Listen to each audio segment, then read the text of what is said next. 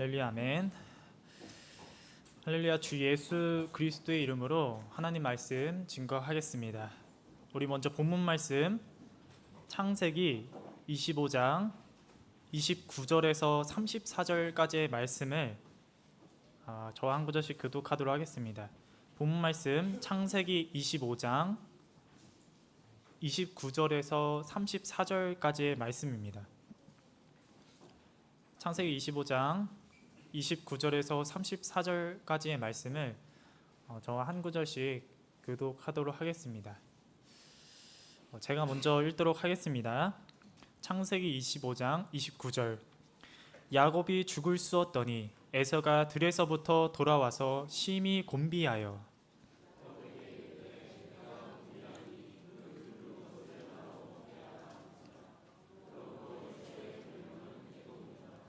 야곱이 가로되 형의 장자의 명분을 오늘날 내게 팔라.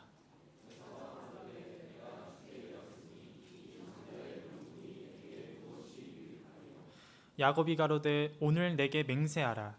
에서가 맹세하고 장자의 명분을 야곱에게 판지라.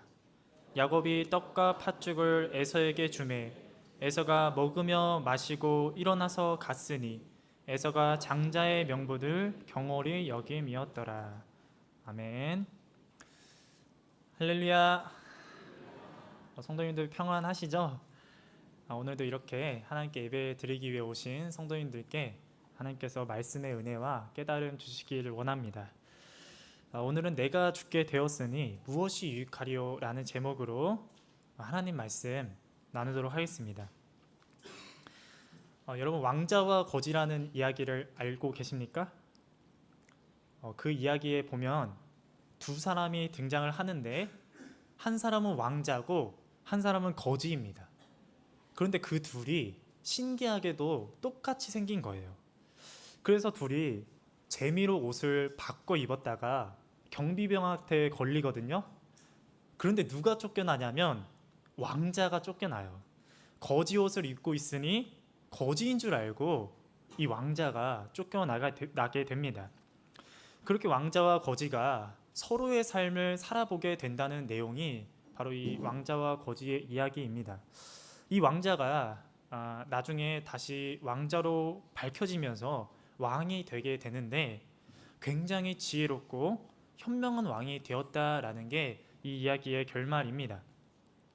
왕자의 삶뿐만 아니라 거지의 삶을 살아보면서 그 삶을 진짜로 이해하게 되니까 현명하게 나라를 다스릴 수 있게 되었다라는 것입니다. 여러분, 성경에 보면 대조되는 두 인물들이 등장하는 경우가 참 많습니다. 가인과 아벨이 있고 사울과 다윗이 있고 또 오늘 본문에 야곱과 에서가 그런 경우이죠. 그런데 여러분들은 성경을 읽을 때 누구에게 이입을 해서 성경을 읽고 묵상을 하십니까? 에서에게도 이입을 하고 성경을 묵상하고 계십니까? 사실 우리가 성경을 읽을 때 한쪽에만 치우쳐서 생각을 할 때가 있습니다.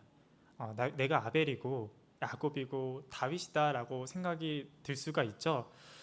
그런데 그렇게 한쪽에만 치우쳐서 생각을 하면 그러면 에서는 바보처럼 느껴집니다. 완전히 남의 이야기인 것처럼 들리고 나에게 적용하기가 쉽지 않게 되죠. 적용하기는 하는데 진정으로 적용이 잘 안 됩니다. 난 저러지 말아야지 정도로 그냥 넘어가게 되게 되죠. 그런데 그것은 마치 차를 운전할 때 한쪽 사이드 미러를 떼고 달리는 것과 마찬가지입니다. 다른 한쪽도 차가 오는지 볼 수 있어야 되는데 그걸 제대로 보지 못하니까 그쪽에 가다가 차가 오면 사고가 나는 것입니다.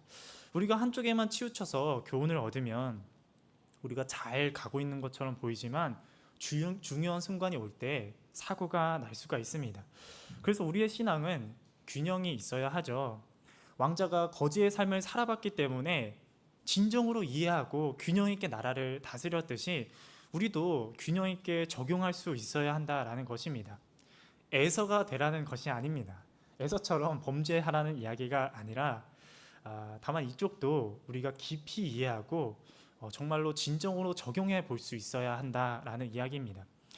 그래서 오늘은 에서에 초점을 맞춘 이야기인데 우리가 에서를 남으로 여기지 말고 왜 에서가 그런 짓을 저지르게 되었는지 한번 이해해보고 나에게 적용해보는 시간을 가지도록 하겠습니다. 우리 먼저 본문 말씀 29절 말씀을 우리 다시 함께 읽도록 하겠습니다. 창세기 25장 29절 우리 다시 함께 읽겠습니다. 시작. 야곱이 죽을 쑤었더니 에서가 들에서부터 돌아와서 심히 곤비하여. 아멘. 본문의 시작이 이렇게 시작이 됩니다. 야곱이 죽을 쓰고 있는데 그때 에서가 들에서부터 돌아왔죠. 근데 에서의 상태가 어땠다고 되어 있습니까? 심히 곤비했대요. 곤비하다라는 것은 단순히 피곤한 것을 넘어서서 극도로 지친 것, 기진맥진한 상태를 이야기합니다. 시편에 보면 이 단어가 어떻게 사용되냐면 물이 없어서 마른 땅을 표현할 때 이 단어가 쓰입니다. 그러니까 곤비하다라는 것은 물이 없어서 땅이 바짝 말라가지고 쩍쩍 갈라져 있는, 물을 너무나도 원하는 그런 상태와 같다라는 것입니다. 지금 에서가 그런 상태에 있다라는 것이죠. 그러면 왜 에서는 곤비해졌을까요? 우리 창세기 25장 27절 말씀을 읽도록 하겠습니다. 우리 창세기 25장 27절 우리 함께 읽겠습니다. 시작. 그 아이들이 장성함에 에서는 익숙한 사냥꾼인 고로 들 사람이 되고 야곱은 종용한 사람인 고로 장막에 거하니. 아멘. 여기 보니까 에서는 익숙한 사냥꾼이라서 들 사람이 되었다라고 기록하고 있습니다. 그런 들 사람인 에서가 지금 본문에 보면 들에서 돌아왔죠. 들 사람이 들에서 돌아왔다는 것은 무엇을 하고 왔다는 것입니까? 열심히 사냥을 하고 돌아왔다는 것이죠. 에서가 자기의 일을 열심히 하고 돌아왔는데 그 결과 곤비해졌다라는 것입니다. 그 당시 사냥이 정말 힘들었을 것입니다. 지금처럼 좋은 장비나 기술이 없으니 사냥을 하는데 굉장히 힘들고 고생을 했겠죠. 그런데 그렇게 곤비할 때 무엇을 발견하게 된 것입니까? 우리 본문 말씀 30절 말씀을 함께 읽도록 하겠습니다. 창세기 25장 30절 읽겠습니다. 시작.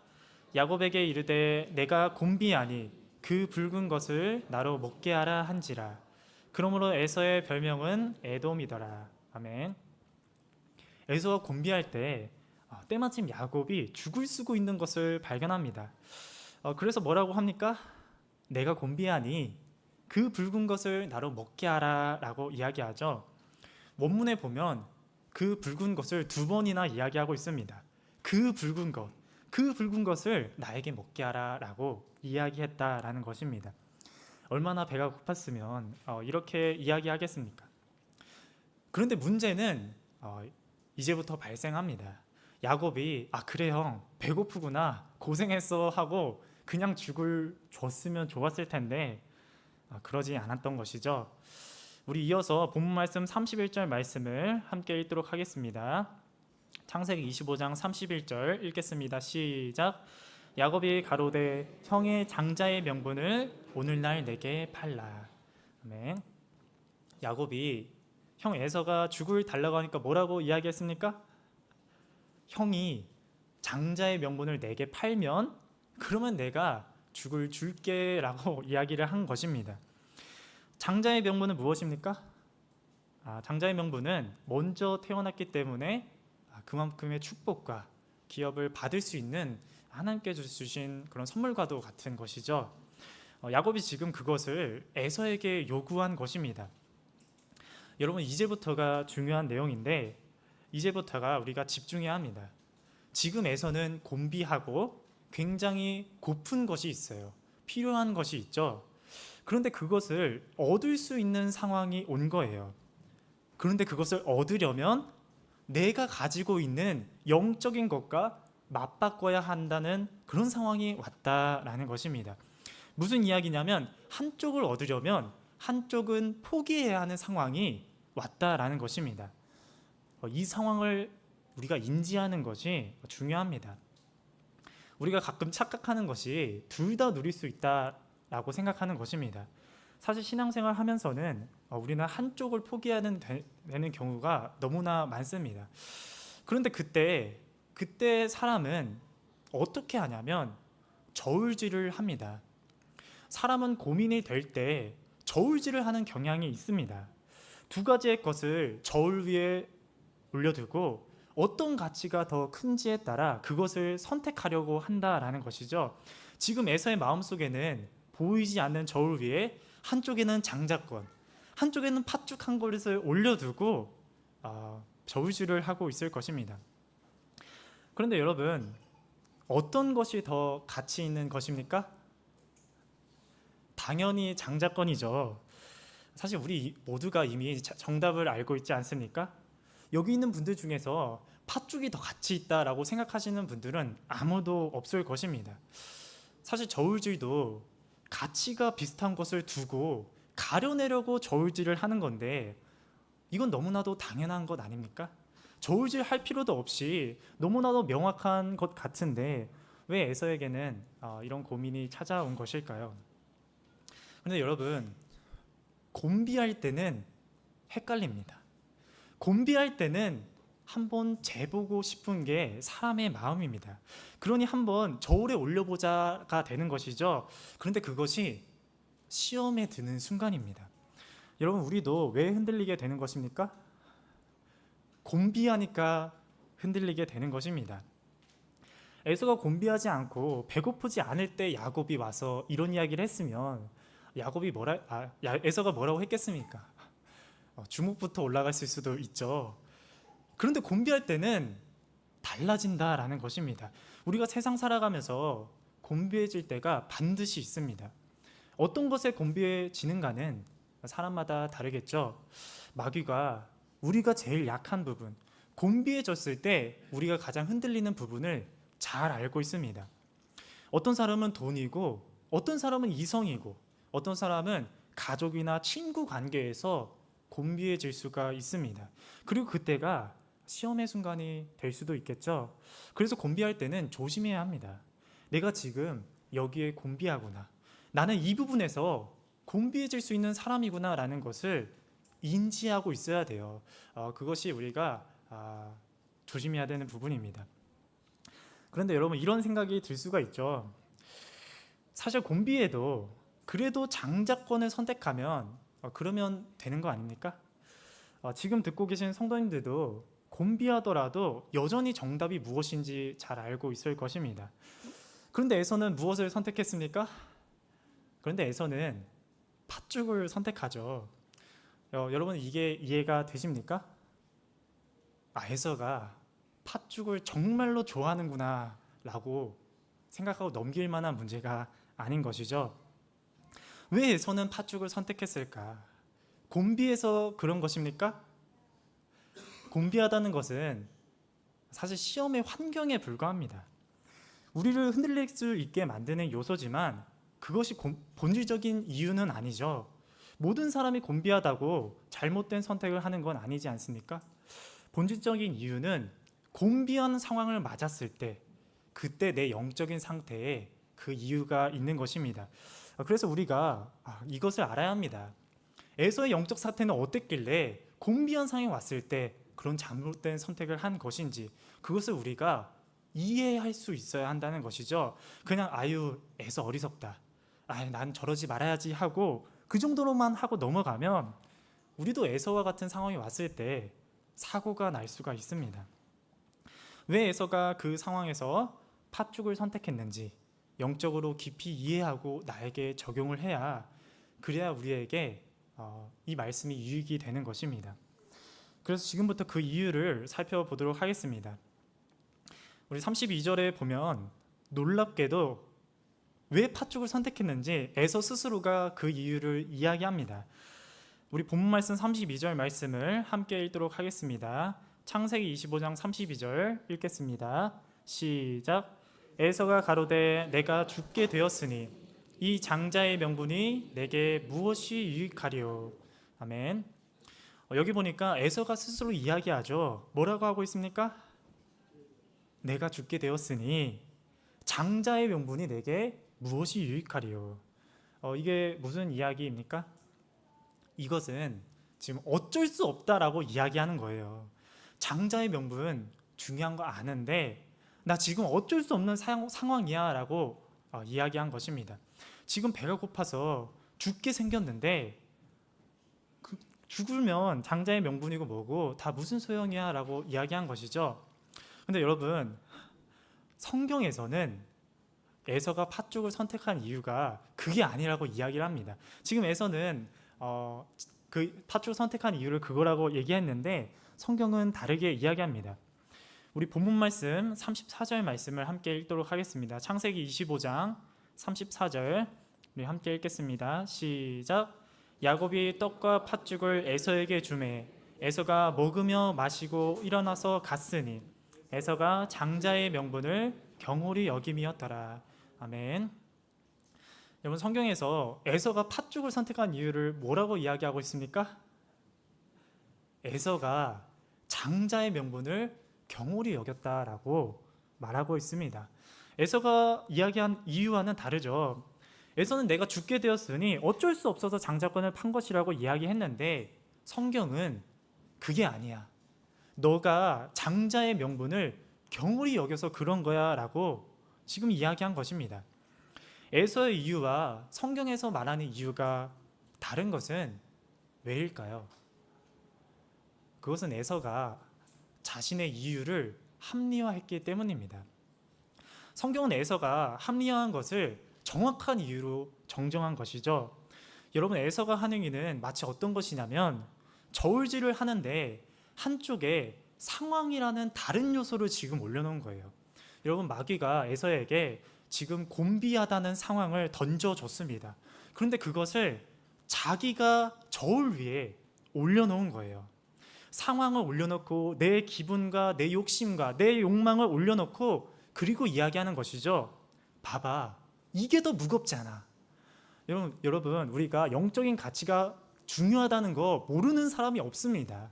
우리 아동부한테 물어봐도 장자권이 더 중요하다고 이야기를 할 거예요. 그런데 여러분, 곤비한 상황이 던져졌을 때 그것을 내 저울 위에 올려놓으면 영적인 가치가 갑자기 가벼워집니다. 갑자기 내가 처한 상황을 보면 팥죽 한 그릇이 더 커 보이게도 만들도록 그 곤비한 상황을 올려놓으면 그렇게 된다는 거예요. 그리고 자신을 합리화하는 것이죠. 아, 봐봐, 어쩔 수 없잖아. 봐봐, 이게 더 무겁잖아.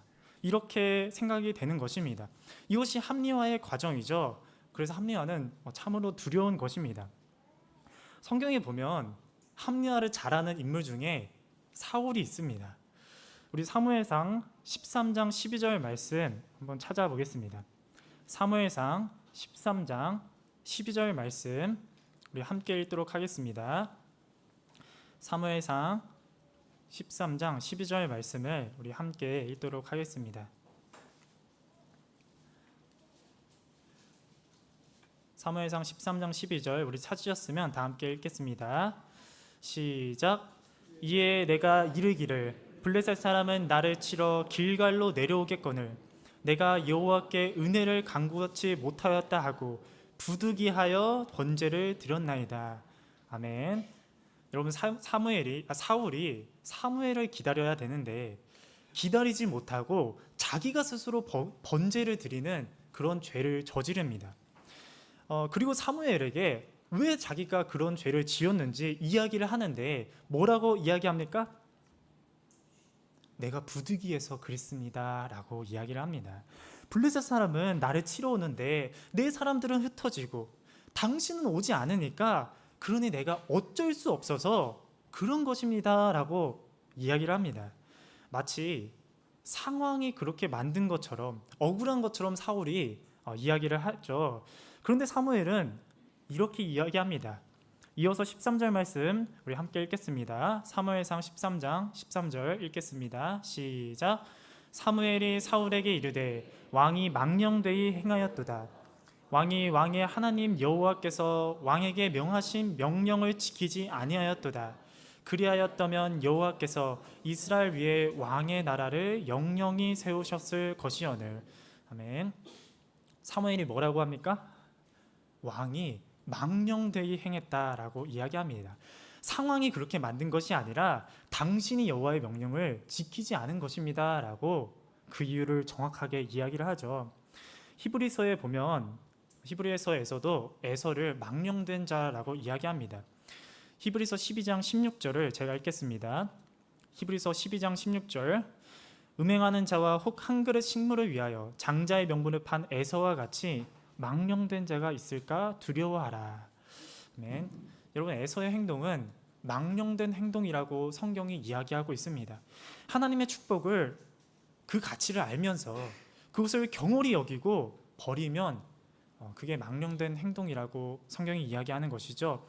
육적인 상황 때문에 영적인 것을 버리는 것은 하나님 보시기에 망령된 행동이다라는 것입니다. 여러분, 우리에게도 다 장자권이 있습니다. 장자권은 영적인 축복의 기회이자 우리가 기업을 얻을 수 있는 아주 중요한 것이죠. 하나님께서는 우리에게 영적으로 축복을 받을 수 있는 여러 가지 것들을 주셨습니다. 우리가 그것을 지키고 계속 가지고 있을 때 하나님의 축복을 받을 수가 있는 것이죠. 대표적으로 안식일이 있습니다. 하나님께서 안식일을 지키면 분명하게 복을 주시겠다고 약속을 하셨습니다. 또 우리가 순결을 지키고 11조를 지키고 그 밖에 다른 하나님의 명령을 지킬 때 그때 하나님께서 축복을 주시죠. 그리고 궁극적으로는 천국 기업까지 하나님께서 우리에게 약속해 주셨습니다. 그런데 그것을 잃어버릴 수도 있다는 것입니다. 내가 굉장히 힘들고 필요로 하는 부분이 있는데 그것과 맞바꿔서 내가 가진 장자권을 잃어버릴 수 있는 그런 시험이 우리에게 찾아온다라는 것입니다.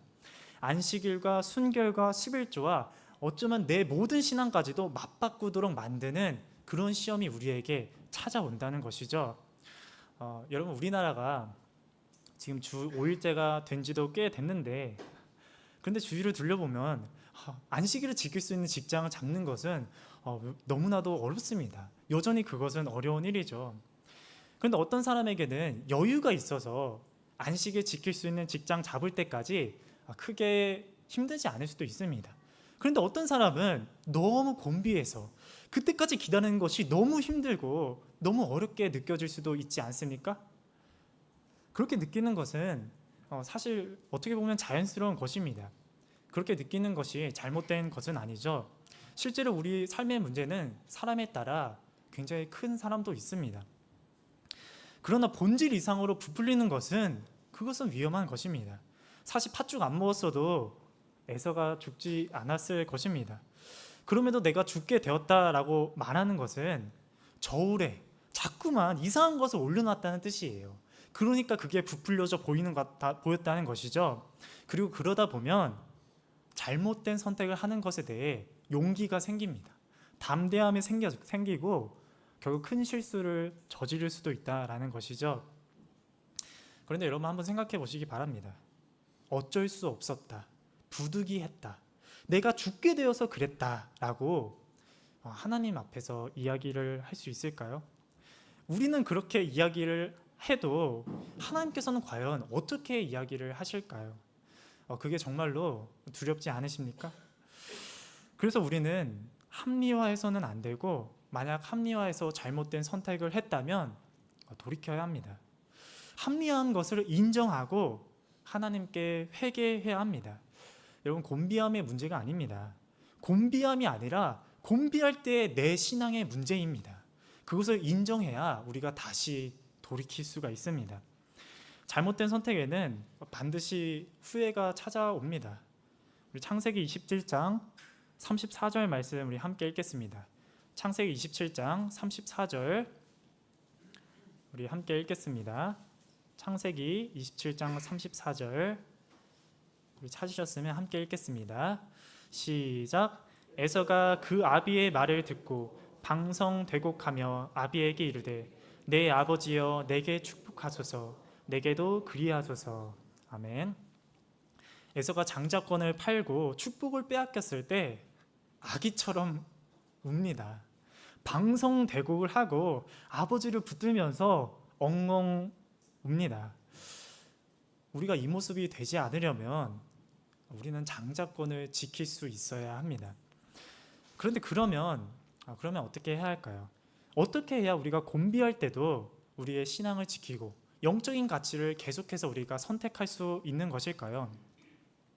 사실 이 시험은 굉장히 어려운 시험입니다.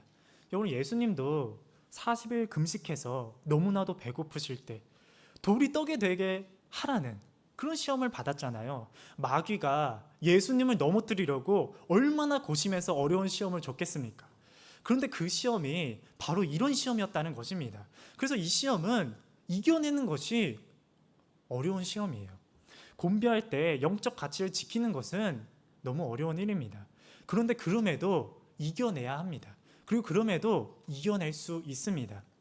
어떻게 이겨내야 합니까? 예수님처럼 이겨내야 하는 것이죠. 예수님처럼 말씀과 기도로 이겨내야 합니다.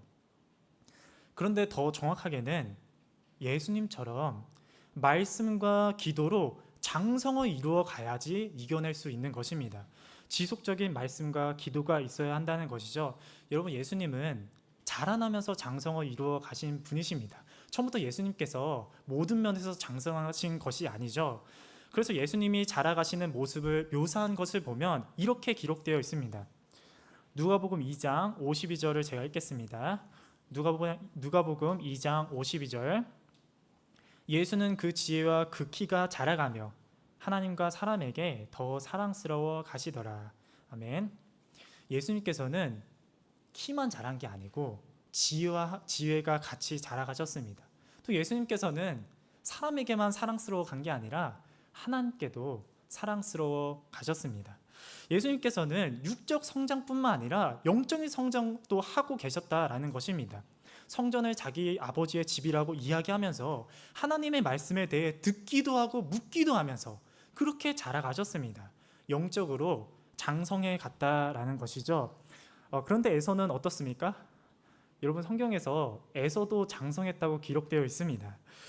창세기 25장 27절을 우리 함께 읽겠습니다. 창세기 25장 27절 우리 함께 읽도록 하겠습니다. 창세기 25장 27절 찾으셨으면 함께 읽겠습니다. 시작. 그 아이들이 장성하매 에서는 익숙한 사냥꾼인 고로 들 사람이 되고 야곱은 종용한 사람인 고로 장막에 거하니. 아멘. 27절에 보니까 그 아이들이 장성했대요. 그 아이들은 야곱과 에서를 가리키는 것이죠. 장성했다는 것은 그만큼 충분한 시간이 흘렀다는 것입니다. 얼마나 에서가 장성을 했냐면 익숙한 사냥꾼이 돼서 가정에 고기를 공급할 정도로 장성했습니다. 육체적으로는 그랬다는 거예요.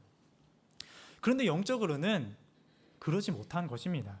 영적으로 충분히 장성을 이루어야 하는 시간이 지났는데 에서가 제대로 장성하지 못한 것입니다. 장자권의 가치를 경홀히 여기는 여전히 어린아이 같은 그 신앙에 머물러 있었다는 것입니다. 반면에 야곱은 비록 방법은 잘못되었지만 하나님의 축복에 대한 가치는 명확하게 알고 있었습니다. 그러니까 어떻게든 장자의 축복 얻어내려고 팥죽도 끓이고 맹세도 시키는 거 아닙니까? 같은 시간이 지나도 신앙생활 오래 해도 어떤 사람은 영적으로 장성하지 못하는 사람이 있습니다. 왜 그런 것일까요? 여러분, 장성한다는 것은 성장이 필요한 것입니다. 그런데 성장을 하려면 먹어야 돼요. 말씀과 기도와 예배를 통해서 우리가 말씀을 먹고 영적으로 자라나야 한다는 것입니다.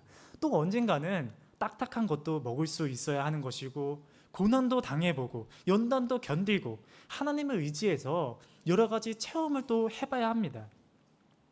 그렇게 성장을 해서 장성하면 우리가 시험에 이길 수 있는 그런 힘이 생기는 것이죠. 여러분, 곤비한 상황에서 하나님의 말씀을 떠올리려면 내 마음에 말씀이 있어야 하는 것입니다.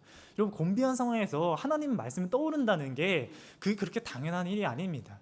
내가 항상 말씀과 기도로 항상 나를 무장하고 내가 그것을 먹고 자라고 장성해야 그럴 때 곤비할 때도 하나님의 말씀이 마치 무기처럼 내 손에 들릴 수 있다는 것입니다.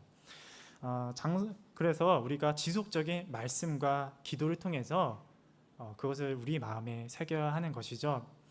여러분들은 어떠십니까? 정말로 예수님처럼 영적으로 성장해 가고 계십니까?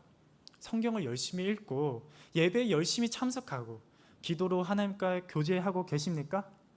듣기 싫은 말씀도 소화해 보려고 하고 기분 나쁜 형제들의 조언도 내가 받아들이려고 해보고 그렇게 성장해 보려고 열심히 노력하고 계십니까? 매일매일 그것들을 하면서 사실 그게 별거 아닌 것처럼 느껴질 수도 있습니다. 마치 쳇바퀴를 돌리는 것처럼 그게 그냥 하루의 루틴처럼 느껴질 때도 있지만 그것이 우리를 영적으로 성장하게 만들어주는 영양분이 되는 것입니다. 여러분, 영적으로 장성한 사람을 보면 눈에 띄게 변화하는 것이 있는데 그게 뭐냐면 가치관입니다. 영적인 성장을 한 사람들은 가치관이 변해 있어요. 우리 히브리서 11장 24절에서 26절을 함께 읽도록 하겠습니다. 히브리서 11장 24절에서 26절 우리 함께 읽도록 하겠습니다. 히브리서 11장 24절에서 26절 우리 함께 읽도록 하겠습니다. 히브리서 11장 24절 26절 우리 찾으셨으면 함께 읽겠습니다. 히브리서 11장 24절 26절 읽겠습니다. 시작. 믿음으로 모세는 장성하여 바로의 공주의 아들이라 칭함을 거절하고 도리어 하나님의 백성과 함께 고난받기를 잠시 죄악의 낙을 누리는 것보다 더 좋아하고 그리스도를 위하여 받는 능력을 애굽의 모든 보화보다 더 큰 재물로 여겼으니 이는 상 주심을 바라봄이라. 아멘. 성경에 보면 또 한 명의 장성한 사람이 기록이 되어 있는데 그게 바로 모세이죠. 모세가 장성해서 공주의 아들이라 칭함을 거절하고 고난을 선택했대요. 영적으로 장성해서 어떻게 됐냐면 가치관이 세상 사람과 완전히 바뀌어 버렸다는 것입니다. 공주의 아들보다 고난받는 것을 더 좋아했대요. 그리스도 위하여 받는 능력을 애굽의 모든 보화보다 더 큰 재물로 여겼대요. 이것은 완전히 가치관이 변화했다라는 것이죠. 여러분, 보화는 좋은 거고 능력은 나쁜 거 아닙니까? 그런데 하나님 나라에서 하나님 나라의 백성답게 장성을 이루고 있는 사람에게는 그렇게 느껴지지 않는다라는 것입니다. 가치관이 변해서 오히려 그리스도를 위한 능력이 더 큰 재물처럼 느껴진다라는 것입니다. 왜냐하면 상 주심을 바라볼 수 있게 되었기 때문이죠. 여러분, 장성한다는 것은 영적인 가치를 진정으로 볼 수 있게 됐다는 의미입니다. 지식적으로 아는 것이 아니라 정말로 믿음의 눈으로 본다는 거예요.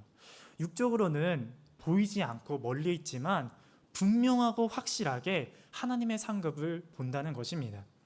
여러분, 팥죽은 눈에 보이는데 상급은 눈에 보이지 않는다고 생각하십니까? 그런데 성경에 보면 모세가 봤다고 기록을 하고 있습니다. 보았기 때문에 그래서 능력을 선택했다고 성경이 이야기하고 있습니다. 우리도 믿음의 눈으로 바라보는 훈련을 해야 합니다. 내 곤비를 보는 게 아니라 하나님의 주시는 축복을 바라볼 수 있는 그런 우리가 되어야 합니다.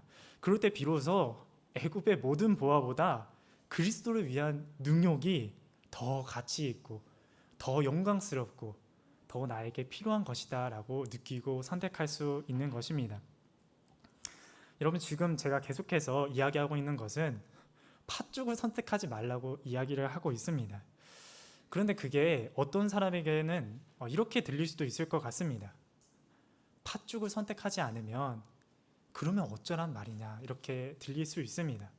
사실 팥죽을 선택하지 않는다는 것은 계속 배고프다는 의미예요. 계속 곤비하다라는 것이죠. 말은 장자권은 선택하는 것인데 당장의 현상으로는 당장 내가 맞는 그 상황은 계속 곤비를 당하라는 것처럼 그렇게 느껴지지 않습니까? 죽을 것 같이 곤비한데 내 앞에 있는 그 팥죽을 버리고 계속 곤비하도록 지내라라는 말처럼 들릴 수 있습니다. 그런데 여러분, 우리가 언제까지나 곤비하진 않습니다. 우리가 계속 곤비하다가 우리가 느끼는 것처럼 그러다 결국에 죽음을 맞이하는 것이 아닙니다. 예전에 제가 이런 간증을 들은 적이 있습니다. 어떤 형제님께서 굉장히 팍팍한 삶을 사시는 분이신데 다니고 있던 직장을 그만두셨습니다. 그만둘 수밖에 없었던 것이죠. 투자한 금액이 정말 많았는데 벌이가 너무 작아서 그걸 감당하지 못하니 그 일을 그만둘 수밖에 없었습니다. 그래서 그 직장을 관두고 새 직장을 알아보는데 이전에 일하는 곳보다 연봉이 3배가 많은 곳을 발견한 거예요. 여러분, 그 연봉이 한 10% 20%만 올라도 엄청나게 크게 오른 거 아닙니까? 그런데 3배가 오르는 정말 엄청난 직장을 발견한 거예요. 그런데 문제는 뭐였냐? 안식일을 지킬 수 없었다라는 것이었습니다. 그런데 이분이 스스로 잘못된 선택임을 알고 있음에도 그럼에도 그 직장에 들어갔습니다. 그 직장에 서로 오겠다고 소문난 직장이었고 당장의 삶이 너무 힘드니까 그런 선택을 한 것이죠. 그렇게 새 직장에 들어가서 하루를 보내고 이틀을 보내고 일주일을 보내다가 이분이 퇴근을 하는데 문득 어떤 생각이 들었냐면 예수님을 3번 부인했던 베드로가 생각이 났다고 합니다. 그리고 마음속에 이런 생각이 들었대요. 나는 이번이 대체 몇 번째로 잘못된 선택을 한 것인가? 이런 생각이 들었대요. 그리고 그 순간 더 이상 그 일을 할 수가 없게 되었다라고 하셨습니다.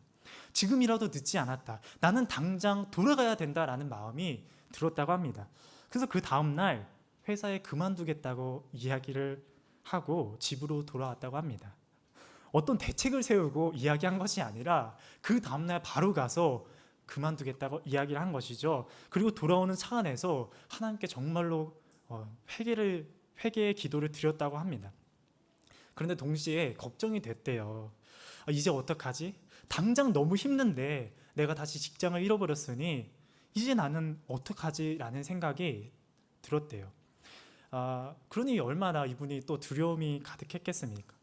그래서 집에 와서 인터넷 구직 사이트에 들어가서 보이는 대로 주 5일째 직장에 지원을 했대요. 10몇 군데에 그렇게 마구잡이로 지원을 했는데 감사하게도 엄청나게 많은 곳에서 합격 통보가 왔다고 합니다.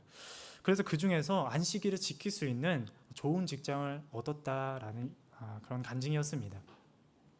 여러분, 이 형제님이 돈을 많이 벌 수 있는 당장의 문제를 해결해 줄 것 같은 그 직장을 그만두었을 때 그때 곤비에서 죽게 되었습니까? 그게 아니죠. 왜냐하면 하나님께서 그렇게 두지 않으시기 때문입니다. 우리 마태복음 10장 29절에서 31절 말씀을 읽겠습니다. 마태복음 10장 29절에서 31절 우리 함께 읽도록 하겠습니다. 마태복음 10장 29절에서 31절의 말씀입니다. 마태복음 10장 29절에서 31절을 우리 함께 읽도록 하겠습니다. 읽겠습니다. 시작. 참새 2마리가 한 아사리온에 팔리는 것이 아니냐? 그러나 너희 아버지께서 허락지 아니하시면 그 하나라도 땅에 떨어지지 아니하리라. 너희에게는 머리털까지 다 세신 바 되었나니 두려워하지 말라. 너희는 많은 참새보다 귀하니라. 아멘. 여러분, 우리는 하나님의 자녀입니다. 우리는 하나님께서 허락하지 않으시면 그렇게 비참하게 죽음을 맞이하지 않습니다. 내가 죽게 되었다고 생각할 만큼 그렇게 곤비해지더라도 그 곤비가 오래 가더라도 하나님께서 우리를 땅에 떨어지도록 두지 않으십니다. 참새도 하나님의 허락 없이는 한 마리도 땅에 떨어지지 않는데 그보다 훨씬 귀한 그의 자녀된 우리를, 머리털까지 세신받은 그의 자녀된 우리를 그렇게 두지 않습니다. 그래서 우리는 그 하나님을 신뢰할 수 있어야 합니다. 곤비할 때 이 믿음을 가지고 우리가 하나님을 신뢰해야 합니다. 이제 말씀의 결론 맺도록 하겠습니다. 여러분, 세상은 더 악해지고 있습니다. 세상은 더 악해지고 더 살기 힘들어지고 앞으로 더 심해질 것입니다. 그래서 내가 죽게 되었다라는 말이 세월이 지날수록 내 목구멍에 차오를 만큼 그렇게 이 세상 살아가기가 힘들어질 것입니다.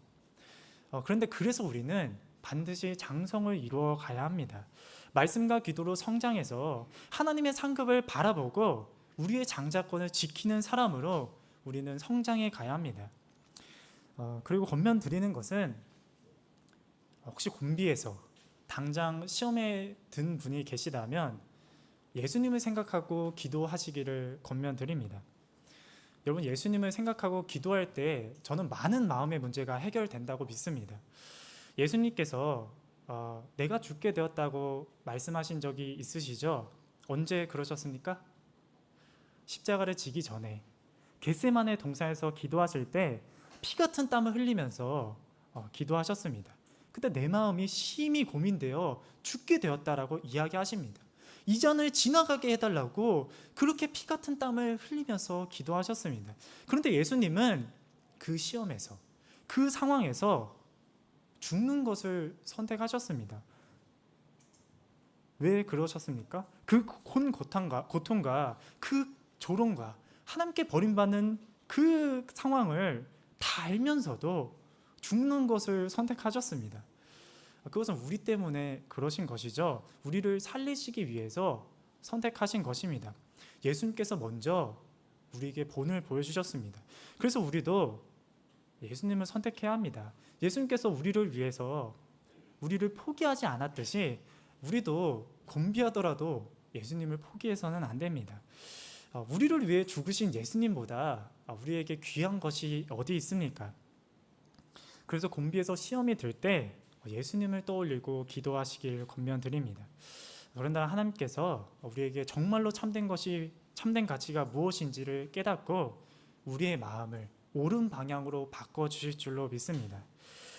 바라옵기는 우리가 영적으로 장성해서 언제나 예수님을 선택하는 삶을 사는 저와 성도님 되시길 예수 그리스도의